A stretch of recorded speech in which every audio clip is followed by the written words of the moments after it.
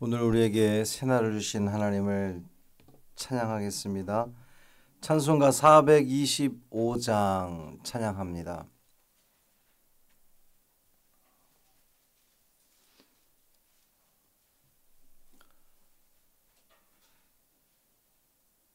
찬송 425장 주님의 뜻을 이루소서 찬양함으로 새벽기도회를 시작하겠습니다. 주님의 뜻을 이루소서 고요한 중에 기다리니 진흙과 같은 날 빚으사 주님의 형상 만드소서. 주님의 뜻을 이루소서. 주님 발 앞에 엎드리니 나의 맘속을 살피시사 눈보다 희게 하옵소서. 주님의 뜻을 이루소서. 병들어 몸이 피곤할 때 권능의 손을 내게 펴사 강건케 하여 주옵소서. 주님의 뜻을 이루소서. 온전히 나를 주장하사 주님과 함께 동행함을 만민이 알게 하옵소서. 아멘. 사도신경으로 우리의 신앙을 고백하겠습니다.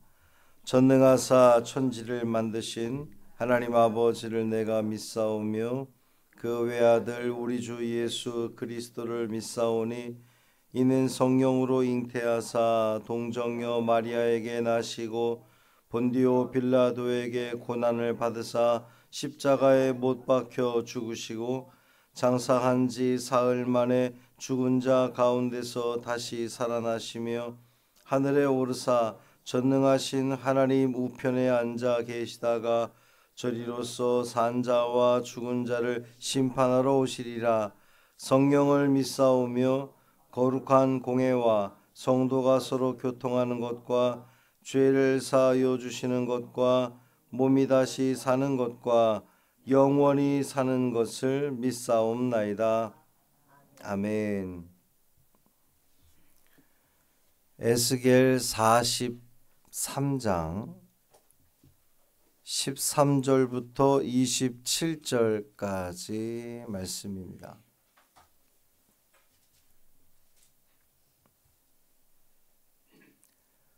에스겔 43장 13절부터 27절까지 말씀 함께 읽습니다. 제단의 크기는 이러하니라. 한 자는 팔꿈치에서부터 손가락에 이르고 한 손바닥 넓이가 더한 것이라.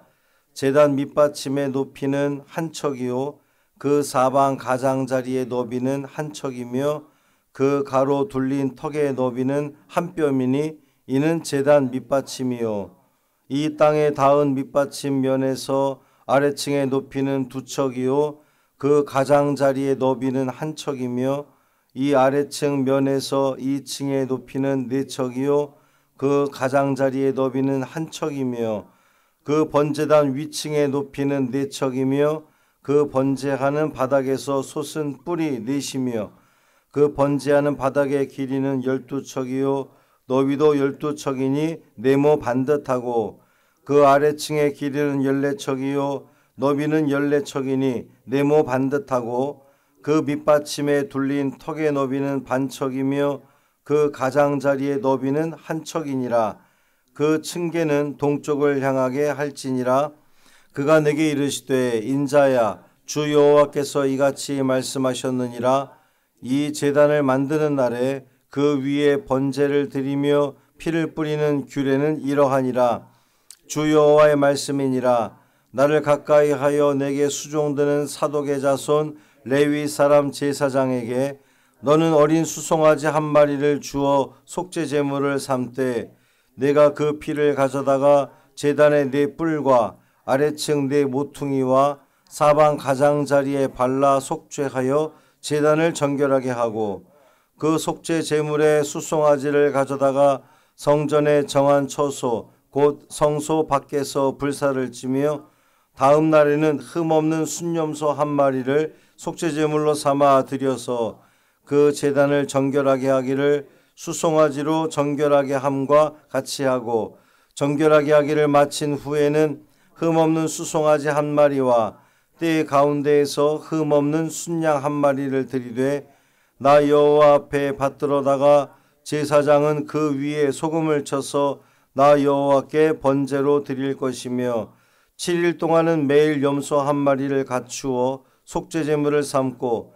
또 어린 수송아지 한 마리와 때 가운데에서 순양 한 마리를 흠없는 것으로 갖출 것이며 이같이 7일 동안 제단을 위하여 속죄제를 드려 정결하게 하며 드릴 것이요 이 모든 날이 찬 후 제8일과 그 다음에는 제사장이 제단 위에서 너희 번제와 감사제를 드릴 것이라. 그리하면 내가 너희를 즐겁게 받으리라. 주 여호와의 말씀이니라. 아멘. 이 말씀은 하나님 말씀입니다. 오늘 이 하루가 우리 하나님이 기쁘게 받으실 만한, 즐겁게 받으실 만한 하루가 되기를 바랍니다. 하나님의 즐거움은 결국 우리에게는 복으로 돌아올 것이거든요. 그러니까 우리의 모든 생활의 초점을 하나님의 즐거움을 위해서, 그러면 자동적으로 복은 임할 겁니다. 어제 말씀에서 하나님의 영광, 여호와의 영광이 성전을 떠나셨다가 이제 다시 돌아오는 내용을 봤는데, 오늘은 이 번제단과 이제 봉헌을 위한 이 제사 규례를 소개하고 있습니다.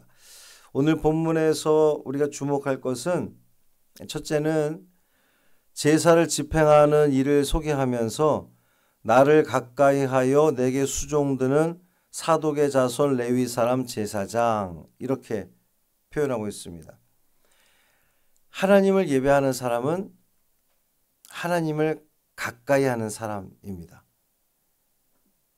그냥 듣기에 뭐 요즘 그 광고 카피에도 나오겠지만 뭐 그런 당연한 소리를, 그런데 하나님께 가까이 있는 사람이 하나님을 예배할 수 있고 그 예배를 우리 하나님 받으시는 거거든요. 여기서 말하니 가까이 한다고 하는 것은 물리적인 가까이함도 물론 있겠지만 우리의 중심이 하나님께 가까이 있느냐, 이제 그 이야기를 하는 겁니다.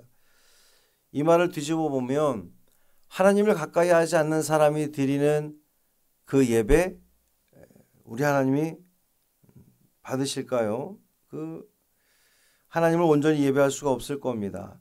우리의 행위가 중요하지 않은 건 아니지만 우리가 그 모여서 함께 예배드리는 이 행위가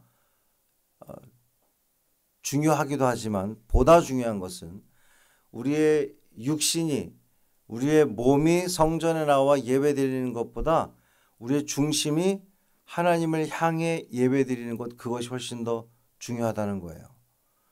몸은 주의 성전에 나와 앉아 있는데 하나님을 예배하는 게 아니라 머리는 계속 다른 생각을 하고 다른 마음을 품고 온통 생각이 세상에 가 있으면 그 예배를 받으시겠냐고요.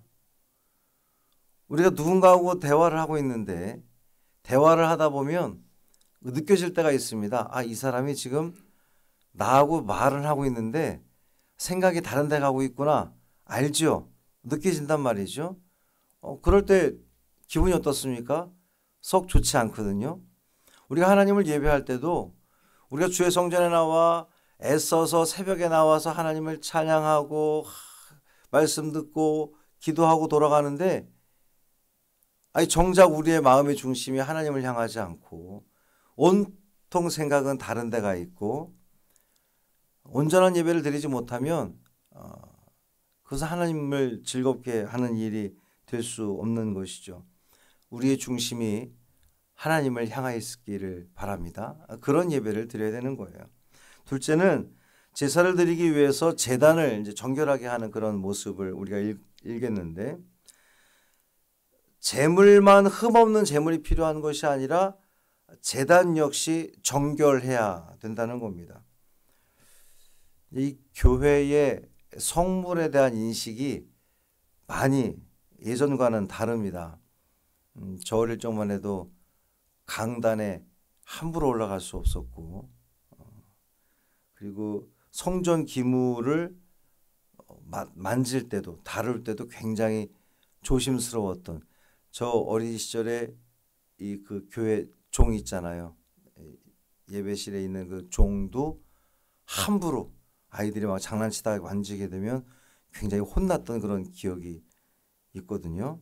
그리고 교회의 기물이 밖으로 유출되는 것은 아주 철저하게 금지되었습니다. 어쩌다 유출이 되어도 나가게 돼도 굉장히 그 주의를 했던 그런 기억이 있어요. 지금 오늘날은 성전의 기물뿐만 아니라 우리가 늘 들고 다니는 이 성경에 대한 인식도 예전과는 좀 많이 달라지기 마음가짐이 많이 달라진 것 같은 그런 생각이 들기도 하고 교회 기물, 그러니까 성전의 기물에 대한 그런 마음도 좀 많이 느슨해졌다는 생각이 듭니다.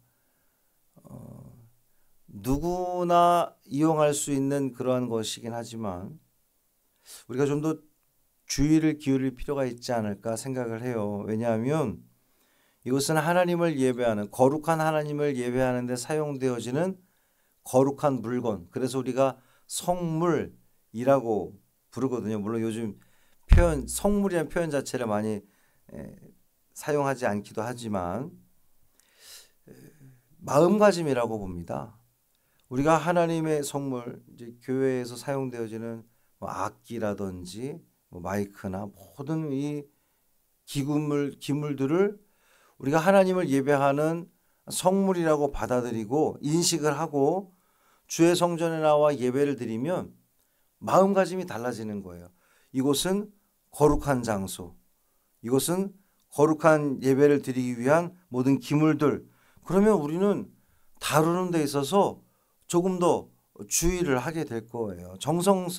그럼 그 정성스러운 마음으로 마음가짐으로 드려지는 예배니 더 정성스럽게 드려질 수 있는 것이죠.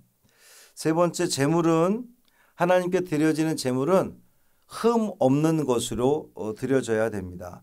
하나님은 율법을 처음 제정하실 때부터 이 제물에 대한 규정을 굉장히 철저하게 하셨던 것을 우리는 알 수가 있어요. 처음 난 것, 흠 없는 것, 뭐 절뚝이지 않는 것, 뭐 하여튼 흠 없는 제물을 요구하셨는데 왜 하나님은 흠 없는 제물을 요구하셨을까? 왜 우리가 하나님께 드릴 때에 제물이 흠이 없어야 될까요? 하나님이 흠 없는 분이시기 때문에 그렇습니다. 우리 하나님이 거룩한 하나님이시기 때문에 우리가 드리는 제물 역시 거룩해야 되는 것이죠. 온전한 제물, 온전한 헌금.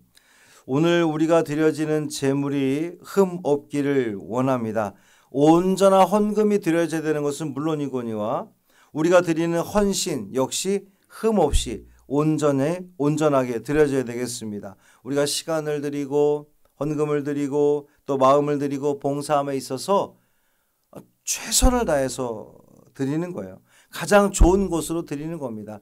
여기서 말하는 가장 좋은 곳이란 비용적으로 비싸고 뭐 값어치는 그것을 이야기하는 것이 아니라 하나님은 가난한 그 과부의 2 렙돈을 귀하게 여기셨던 우리 하나님이시거든요.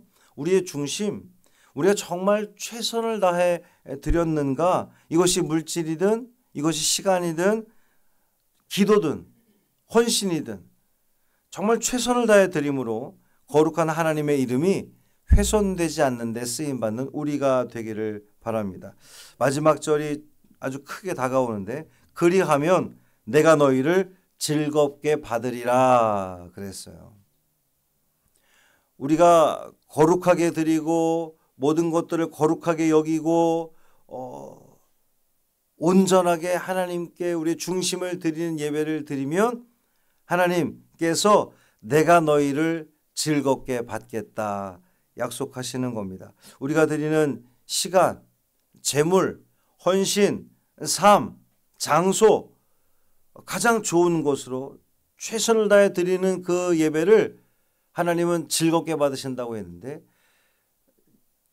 처음에도 말씀드렸던 것처럼 우리가 하나님을 즐겁게 해드리면 하나님께서는 우리에게 더 큰 은혜와 복으로 더하여 주시리라 믿습니다. 그러니 이 하루 우리가 지내는 이 하루의 삶이 하나님을 영화롭게 하는 삶이 예배가 되기를 바랍니다. 매 순간 우리가 살아가는 그 모든 삶의 일정 속에서 우리의 입에서 나오는 모든 말들이 찬양이 되는 거예요. 누군가를 비난하고 험담을 하고 힘들게 하고 괴롭게 하고 이렇게 찌르고 이런 것이 아니라 평화롭게 하고 온전하게 하고 하나 되게 하고 그 입술 자체가 찬양이 되고 우리가 만나는 모든 이들 만나는 장소가 성소가 되는 겁니다. 하나님을 만나는 장소가 되는 거예요. 그렇게 우리가 삶으로 하나님께 드려지는 예배가 된다면 하나님께서 우리를 즐겁게 받으셔서 한없는 하나님의 은혜로 더하여 주시리라 믿습니다. 그 은혜를 다 누리시기를 주님의 이름으로 축원합니다. 살아계신 아버지 하나님 감사합니다. 오늘도 우리가 눈뜨게 하시고 이 하루를 살게 하신 것 하나님의 은혜입니다. 그 은혜를 잊지 않게 하여 주옵시고 하나님께서 우리에게 은혜를 주셨으니 우리는 또 이 삶을 예배하는 삶으로 드리기를 원합니다. 매 순간순간 주님을 바라보게 하시고 주님과 함께하는 내가 성소가 되게 하시고 그래서 우리의 입술이 주님을 찬양하며 주의 말씀을 묵상하며 온종일 살아가는 모든 삶 가운데에 주님을 예배함으로 주님을 기쁘게 해드림으로 주님을 즐겁게 해드림으로 하나님께서 우리에게 은혜를 주시고 복을 내려주시고 우리의 삶 가운데 함께 하시는 형통의 은혜를 누리는 귀하고 복된 하루 되게 하여 주옵소서. 우리가 걷는 모든 이 사순절의 삶의 여정이 주의 말씀 가운데에 기도하는 가운데에 찬양하는 가운데에 또 회개함으로 경건의 길을 걸어감으로 말미암아 보다 더 하나님께 가까이 있는 우리 믿음의 자녀들 되게 하여 주옵소서. 우리 주 예수 그리스도의 이름으로 축복하며 기도합니다. 아멘. 하늘에 계신 우리 아버지여 이름이 거룩히 여김을 받으시오며 나라가 임하시오며 뜻이 하늘에서 이루어진 것 같이 땅에서도 이루어지이다. 오늘 우리에게 일용할 양식을 주시옵고 우리가 우리에게 죄 지은 자를 사하여 준 것 같이 우리 죄를 사하여 주시옵고 우리를 시험에 들게 하지 마시옵고 다만 악에서 구하시옵소서. 나라와 권세와 영광이 아버지께 영원히 있사옵나이다. 아멘.